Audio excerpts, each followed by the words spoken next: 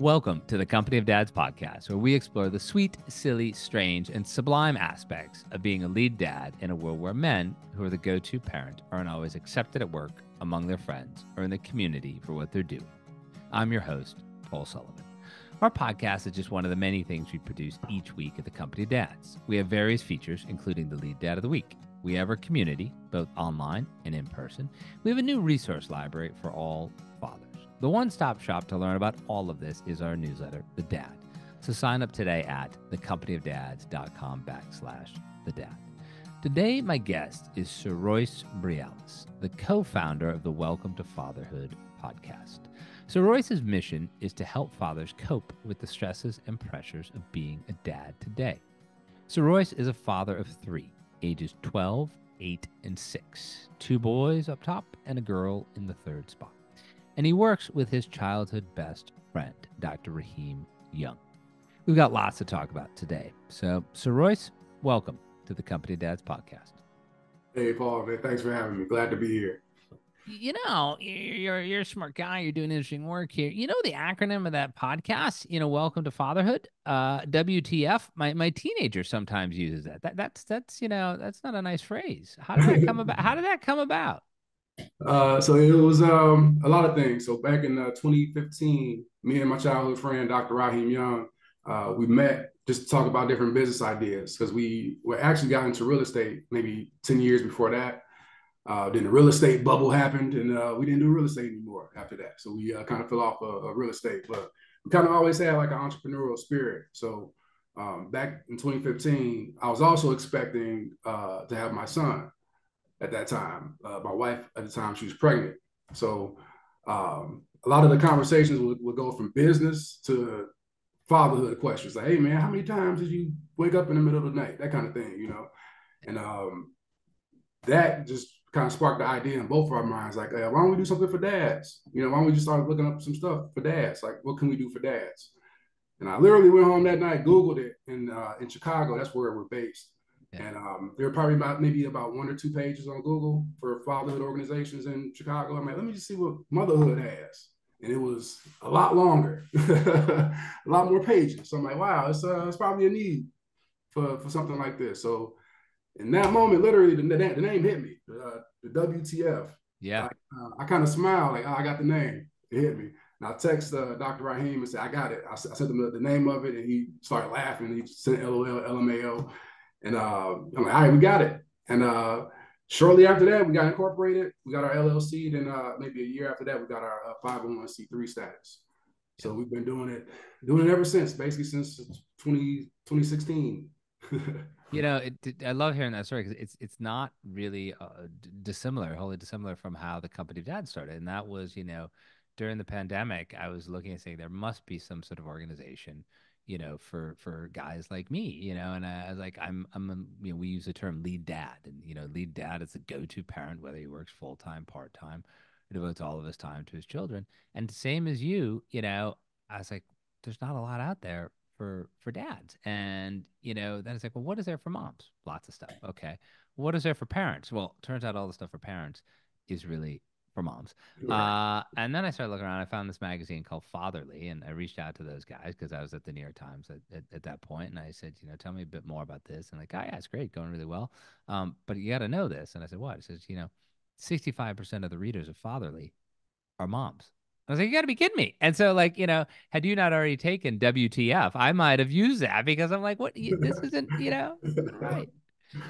Tell me, like, you know, so you started back in 2015, 2016, it all starts rolling along. You know, it's amazing because, you know, look, there's this huge need. There's still this huge need. You know, I believe that, you know, the pandemic has changed some of the things, hopefully for the better around work and life for fathers. But what was it like in those early days, and what was your goal from the beginning with Welcome to Fatherhood? Yeah, so at the time when we started having our meetings, we started having them it was around 2018. We started having our what we call now our symposiums, our parent symposiums, but we're doing them all in person. So we'll come up with a topic, and then we'll come up with questions designed to get dads to open up and talk. So it's like more of like a group session, you know. It's like we call it group sessions, but I think it's more therapeutic, you know, in a way, because a lot of men, we hold a lot of things in. We don't even talk about stuff. So, but in 2018, we started doing them. And we kept doing them every week, every twice a month actually. It was the first and third Thursday, which it still is today, first and third Thursday of every month.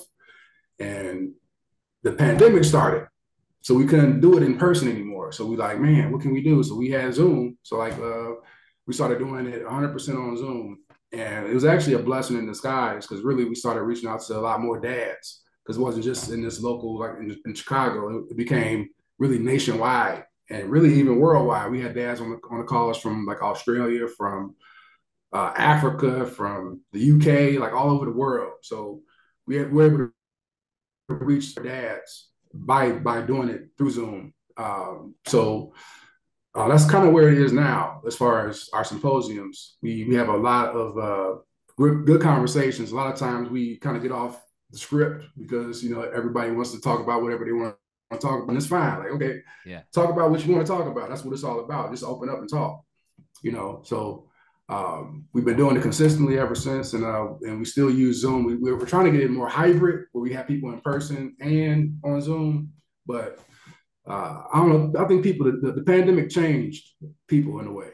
Yeah. So I understand people not wanting to come in close proximity yet with people, but that's kind of where we are now with our symposiums. When you think about, what you've learned or what you've seen, if you've seen things change over these sort of 8 or 9 years that you've been doing this, what are some of the things that stick out for you around, sort of the evolution of fatherhood, or if not, trends that you've noticed among, fathers both pre and post pandemic?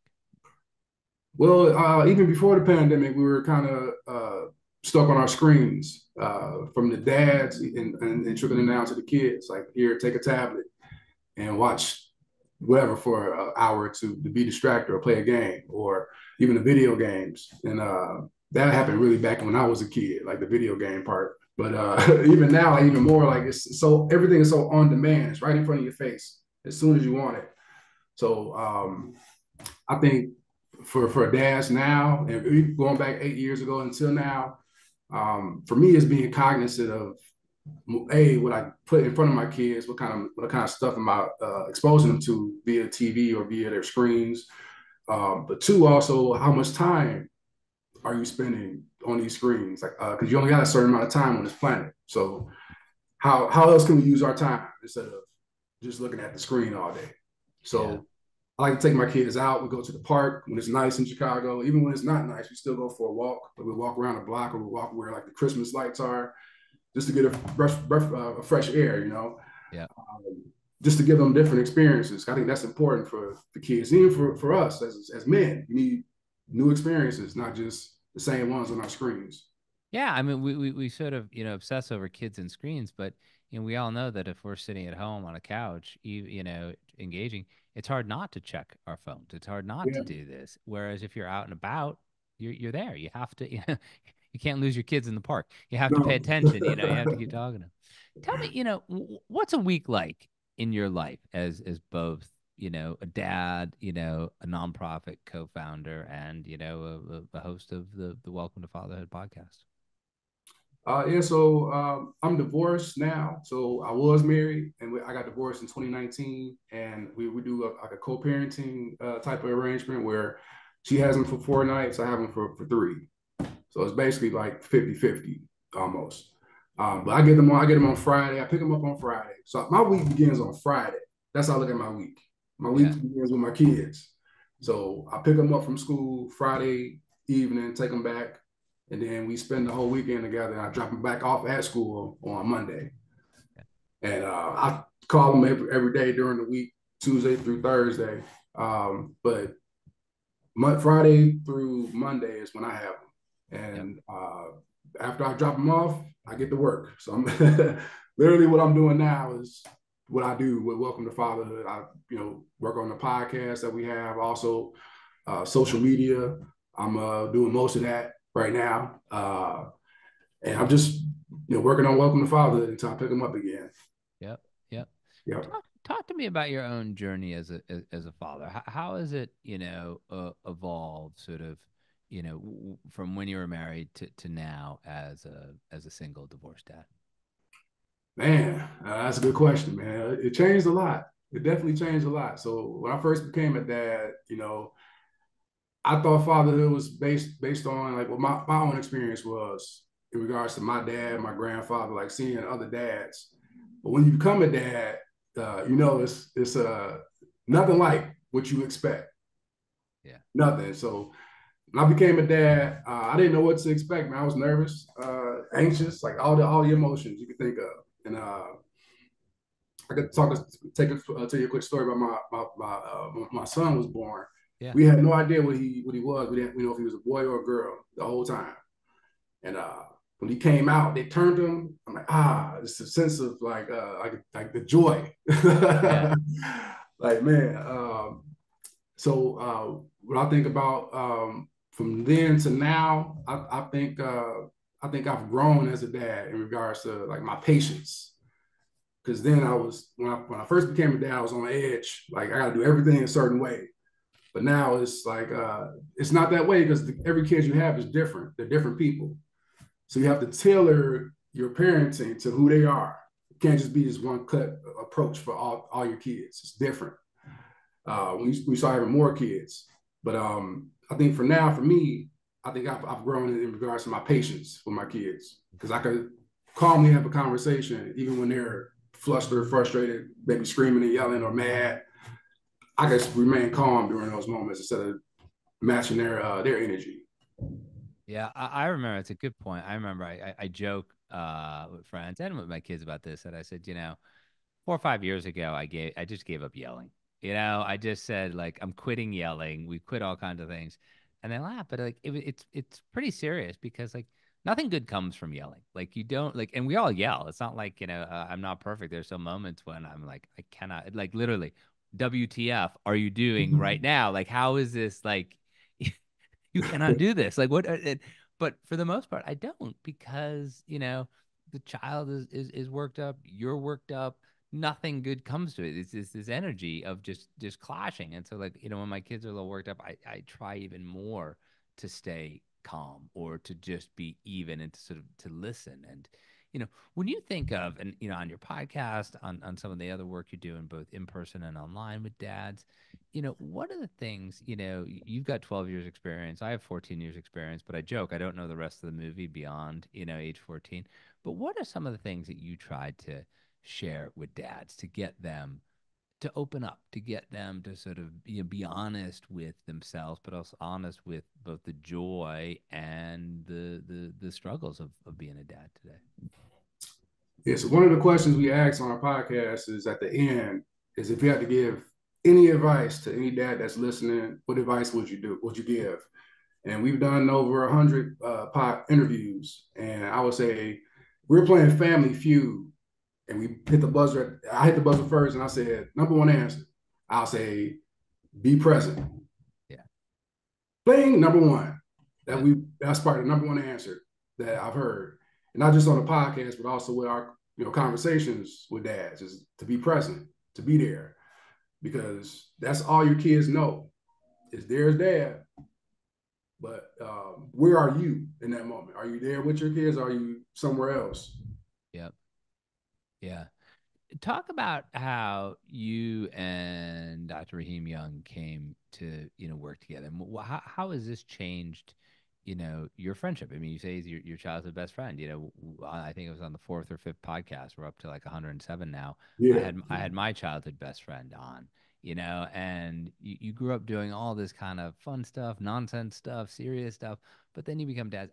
What is this whole project of you guys working together? What has it done for your relationship, and what's it meant for you guys as fathers on your own? I think it made us appreciate uh, being dads on our own because he has three kids. He already had three kids before I had my first one, so he's already experienced So that. he was very competitive then as a best Yeah. friend. He was very competitive. He had to get those three kids before you had those three kids, everything. You know what? That's funny you say that. He is very competitive. He is super competitive. He hates to lose. So,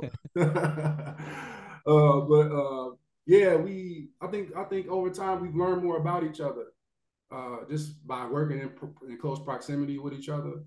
Um, he became a doctor while we were starting Welcome to Fatherhood. He got his doctorate like right around that same time. So we that's even where I got my the Sir Royce from, is from him not wanting to use the doctor in certain in conversations. Like we'll record a podcast and he'll say Raheem Young. He'll say he wouldn't say doctor Yeah. Raheem Young. I'm like, man, say it. You went to school 8 years. Use it. Yeah. Well, if you're not gonna call yourself doctor, I'm gonna call myself sir. Just to And that's how it came about. yeah, we were actually recording the podcast when we were talking about it. And then I went on LinkedIn that day, put in sir right in front of my name. Like, there you go. I love it. So I I think, always wanted to be like Admiral. You know, if I had to do it, yeah, I would be Admiral Sullivan. I don't know. It just sounds good. But I love Sir Royce. It sounds like it should have do always been it. that way. Do it. Admiral, I like that. Admiral Paul Sullivan.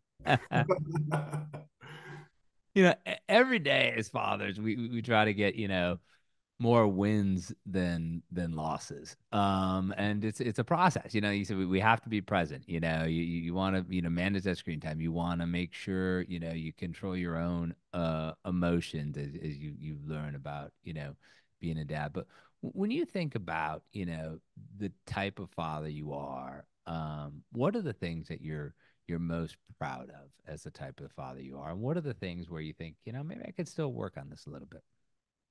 Yeah, so I would say, like I mentioned before, my patience level, but not in regards to just being in like Zen level all the time, but I make a conscious effort. I'm one of the dads that doesn't spank his children. I'm one of those guys. I didn't start that way. So we talk about development from where I started to where I am now. I did my own research, listened to a couple of books. I can't think of the name of the book that really broke it down really good. I can think of it and I'll give it to you later. But yeah, just in my own experience, like the screaming is a version of spanking, in my opinion, too, Yeah, because it that's a hurts good their way to put it. feelings. Like everybody's hurt in that moment, but Yeah. they get hurt the worst, and that's really what I base my parenting style off of, is being more communicative and talking to them about certain things. And here, take a break, man. Go sit down for a second. Yeah. Take your journal, go draw for 10 minutes. Let's go play with some slime together. My daughter loves to make slime. That, So, that's something I've never said in my house. I can't stand slime. I've never said, "Hey, let's go play some slime." It's more like, "Can you take that outside? Can you take me that neither. outside?" I like the slime that's already made. It's already there in the container. You just pull it out, dump it out, and start playing with it. But she has the kits now. She has Oh two. yeah. Oh, I know. And each kit has 5 different types of slime you can make. Yeah. And there's different colors. It's like a million different combinations you can make with slime. But she loves it. So I'm like, okay, let's sit down. Even though I don't like it, I don't like measuring the glue. The whole process is long and tedious, but it comes out. It's beautiful. She plays with it. She loves it. And I'll do stuff like that with her instead of here, take this spanking and, you know what I'm saying, just cry for a little while. Right. So I have a slime story. So somebody, I don't know who, because the labels fell off, but somebody got my youngest daughter, my 6-year-old, a slime kit for Christmas. And I was like, oh my God. Like, yeah, if I only knew who this person was, they would never get a Christmas card from me again. And we went on vacation for a couple days. We went for 5 days between after Christmas and before New Year's. We went to the beach, and I packed the slime kit, and we're in the room, and she's making slime, and there's a like a hard floor, so she'd go out in the room and make the slime. And my wife looked at me and said, "That's the smartest thing you've done in a long time." And I said, "You're absolutely right." Because like we brought the slime with us. It was in, not in our house. And she was making the slime. And I was like, "This is great." Turns out though, at the end I had to clean up. It all washes off. So that may actually made me feel a little bit better. It all washed off. It's easy cleanup. Easy So cleanup. I've grown to like actually making slime now. Like I have a jar of slime and activator, like water and activator mixed up on my kitchen sink right now. I might finish it just because I like doing it now. My daughter loves that stuff. Like she's real, like, she wants to spend that quality time. So I sit down with her and do it. Like even if I don't feel like doing it, I do it. That's a great thing. I think of that a lot. Like sometimes we do things, and we don't want to do them. Like, last night it was we're talking on a Monday, it was Sunday night. And I was tired. You do a lot of laundry over the weekend. You try to help your kids clean up. You do all this stuff. And Sunday night, I literally was sitting in front of the TV. I wanted to watch they're playing golf in Hawaii, and it's so cold and snowy where I am right now. Like, I want to watch like a Hawaiian afternoon because I know it's warm there. And I just sat down and, like, I don't know, 10 minutes into it, and my middle daughter came down and asked, if I could help her study for her science test today. And, immediately I stopped. Immediately I stopped what I was doing. I was like, okay, let's go. It's like you said before, it's like being present. Like, she needs me. This will, watching golf in Hawaii will always be here, but this moment with my daughter, will not be. Right. Um, when you think about what you and Dr. Raheem are looking to do, where are you hoping to make the biggest difference with fathers, both in the Chicagoland area, but also, more broadly than that? And I think just having a space for dads to come together and share their experiences. Because I think iron sharpens iron. And even with fatherhood, there's a lot of things I've learned from other dads that I probably would have never knew if I never would have went down this path. So to open that up to people of all ages, all races, all creeds, everywhere, I would love to see it worldwide because it's needed everywhere. It's not just in Chicago. It's not just where you are. It's everywhere. Every dad needs a space to be able to open up and talk about something other Yeah. than what they're going through, or maybe it is what you're going through. Yeah. But at least have that opportunity to be able to speak your mind. What do you think the biggest things are that hold dads back? I mean, obviously, guys who come to your sessions, guys that come to mine, guys that these are guys who believe in it, they want it, they're embracing it. We're not drafting people. We're there, and we want them to come. But what do you think are the biggest things that hold dads back? Then I'll tell you, what I think, and see if we agree. Man, it's a great question. I would say a lot of men are raised to, get up, toughen up, stop crying, Yeah. like suck it up, stop crying, or I'll hit you some more. I'll give you something to cry about. That's what I've heard that before, Yeah. like in my upbringing. So we come up with that in mind whenever we come up with a problem or a situation that we maybe can't deal with. We just push it down. I gotta push it down. My daughter needs help with her homework. I gotta push it down, and it stays there. I think each one of those moments are like seeds. Like when you plant a seed, like you push it down in the ground, it's still there. Hmm. Then eventually it grows and it sprouts, and you might have an outburst. Your daughter yells, you yell back at her, or you raise your hand. You do whatever.